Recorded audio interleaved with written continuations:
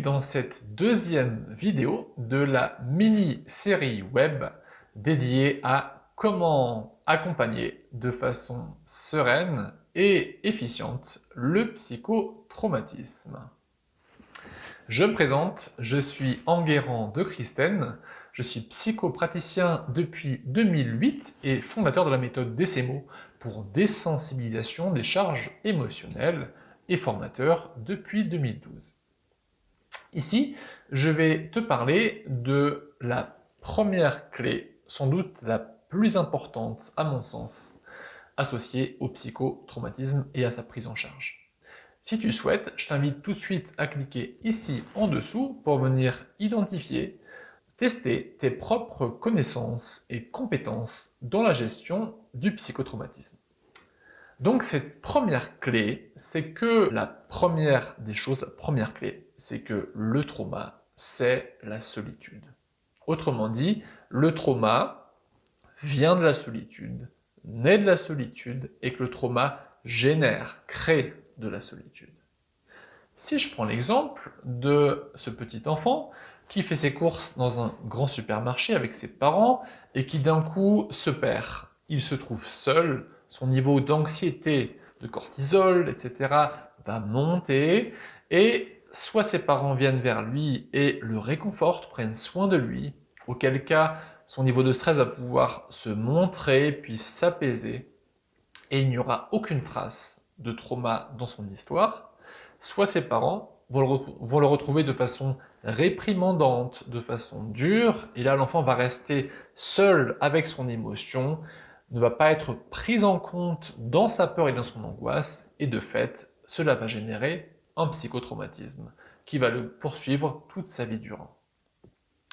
Un autre exemple, est l'exemple malheureusement connu de ces personnes, souvent ces femmes qui sont sexuellement violentées dans le métro ou dans la rue ou ailleurs, et sans réponse extérieure, de façon seule, vivent cela, ce traumatisme absolument terrible, de façon seule, sans être accompagnée. Et cela va générer chez elles une grande solitude, une honte, le fait de taire ceci et de rester seule avec leur traumatisme. Donc le traumatisme, pour moi, il s'installe dans la solitude et il génère par la suite de la solitude, par des mécanismes de dissociation que nous évoquerons plus tard. De fait, ce qui est vraiment difficile en tant qu'accompagnant du psychotrauma, c'est de venir créer un lien de sécurité, et pas seulement une alliance thérapeutique de confiance, mais un lien vraiment fort, dense et sécure à l'endroit dissocié qui porte la blessure traumatique.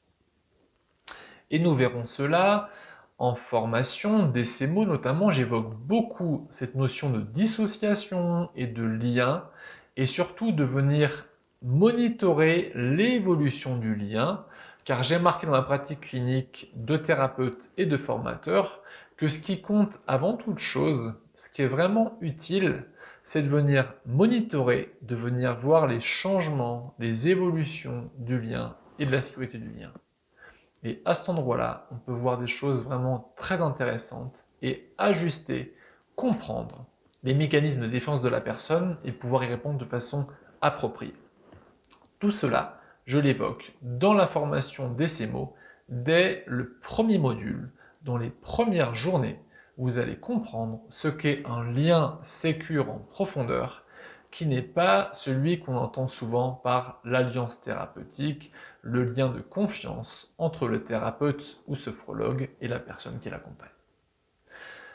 Voilà pour cette courte vidéo dédiée à la notion de trauma égale solitude qui est vraiment pour moi le cœur du trauma et donc le cœur aussi de sa résolution.